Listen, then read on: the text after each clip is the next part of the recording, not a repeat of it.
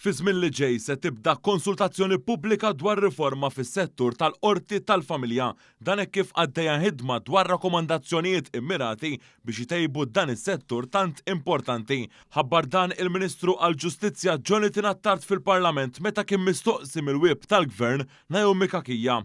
Nħares il-qoddim biex fi żmien li ġej nkun nista' wkoll nħabbar l-ewwel set ta' rakkomandazzjonijiet tal-konsultazzjoni pubblika marbuta ma' dan is-settur anke li jirriflettu dawk li huma impenji li għandna fil-programm ta' ħidma tagħna, fil-manifest elettorali tagħna fuq is-settur tal-familja. Il-Ministru Attard spjega li fl-aħħar xhur saru laqat mal-partijiet ikkonċernati u anke dawk il-persuni li huma imġarba minħabba ċertu sitwazzjonijiet li kellhom f'ħajjithom.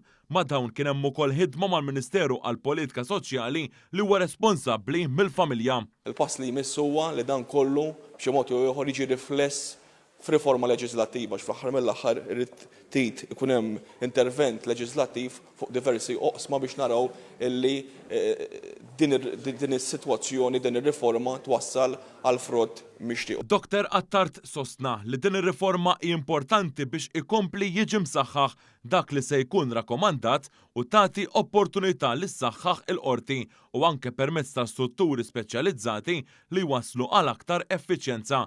Bil-Ministru Jonathan Attard tenna li dejjem trid issir ġustizzja fl-aqwa interess tat-tfal.